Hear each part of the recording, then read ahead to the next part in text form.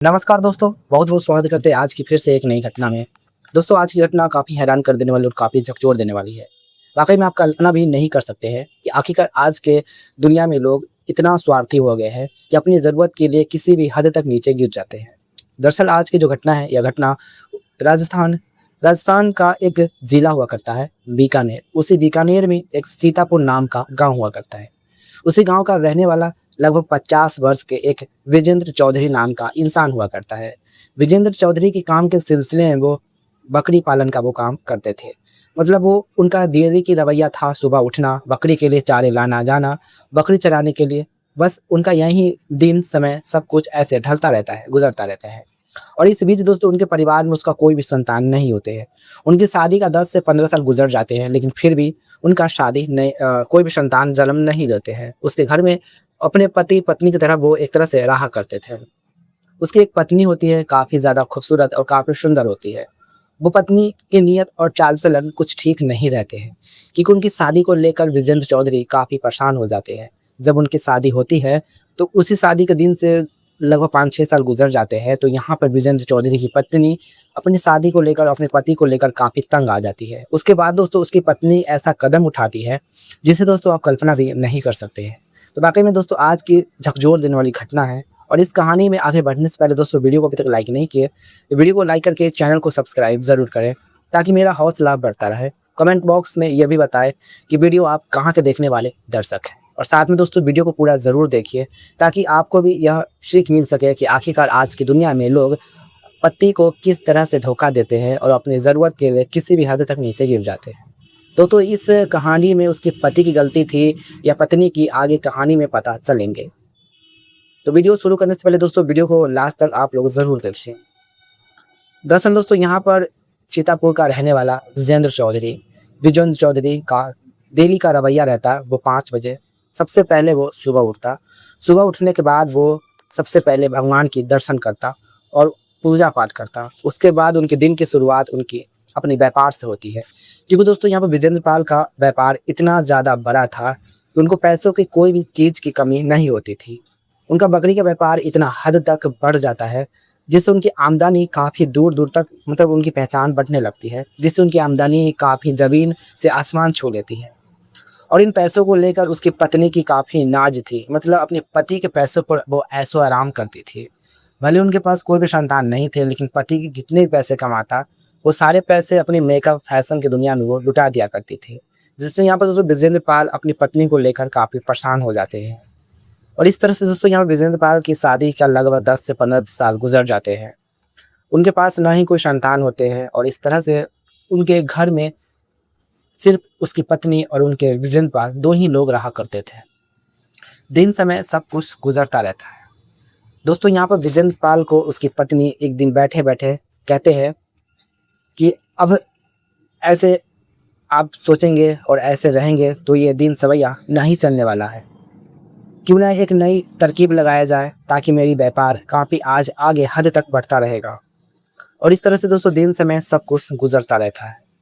दरअसल यहाँ पर दोस्तों विजेंद्र चौधरी जब उनकी शादी होती है तो उनके पिताजी स्वर्गवास हो जाते हैं, जिससे यहाँ पर दोस्तों विजेंद्र पाल के ऊपर सारे बिजनेस का व्यापार उनके सर पर चला आता है, जिससे यहाँ पर दोस्तों विजेंद्र पाल काफ़ी हद तक अपनी बकरी का व्यापार सर पर ले लेते हैं। और इस तरह से विजेंद्र पाल काफ़ी मेहनती इंसान था। भले ही वो पैसे ज़्यादा कमाता, लेकिन वो चाहते थे कि और भी ज़्यादा पैसे हम कमाएं। और इस तरह से दोस्तों विजेंद्र पाल कभी भी काम में जो कमजोरी नहीं करते थे, लेकिन इस बीच वो अपनी पत्नी पर ध्यान नहीं दिया करते थे कि वो कर क्या रही है, वो आखिरकार कैसी है, किस हालात में है।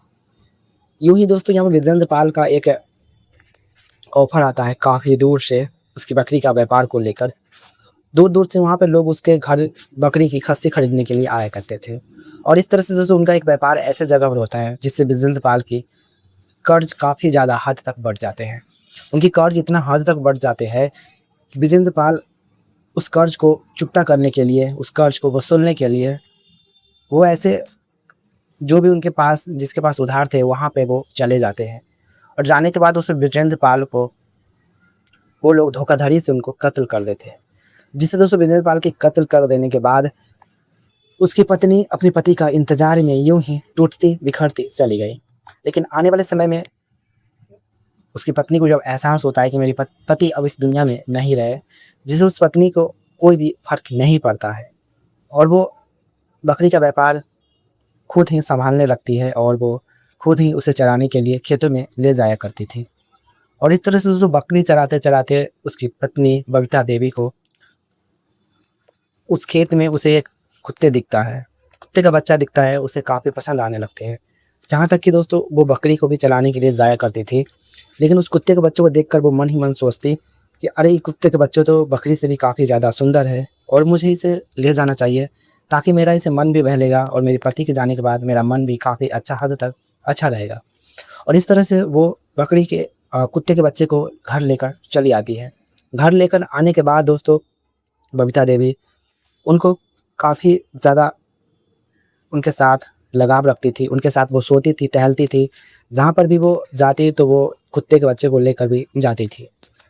और इस तरह से उस कुत्ते के पिल्ले को वो काफ़ी ज़्यादा उनको देखभाल करती थी और उनके साथ दिन समय सब कुछ गुजारती थी।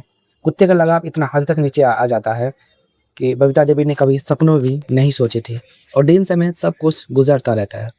और आने वाले समय में दोस्तों बबीता देवी उस कुत्ते के बच्चे के साथ, जब कुत्ते के बच्चे बड़े हो जाते हैं, बबीता देवी का नीयत और चाल चलन काफ़ी बिगड़ने लगती है, क्योंकि वो कुत्ते के बच्चे का अनहोनी जगह को वो देखती तो वो काफ़ी फ़िदा हो जाती थी। वो पल को याद करती, उनके पति का वो लम्हा उनके ज़रूरत के लिए वो पूरा नहीं कर पाते थे। बबीता देवी मन ही मन सोचती कि हम क्यों ना इस कुत्ते के बच्चे को अपने पति जैसा व्यवहार करें और इनके साथ हम खेलने के लिए कोशिश करें।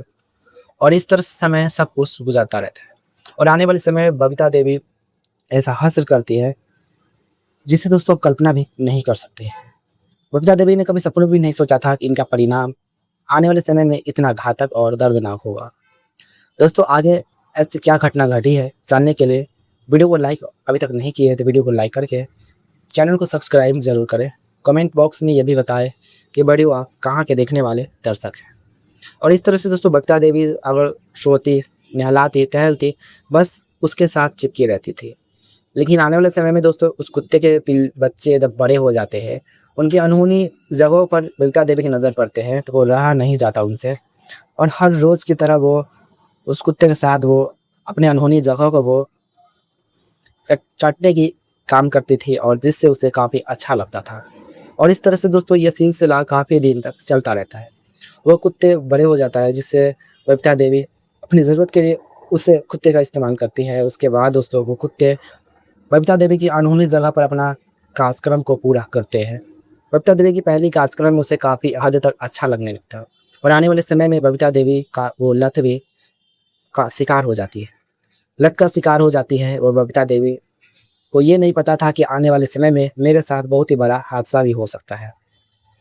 और इस तरह से दोस्तों बबीता देवी के साथ को डेली वो उस कुत्ते के साथ ऐसा ही डेली काम किया करती थी।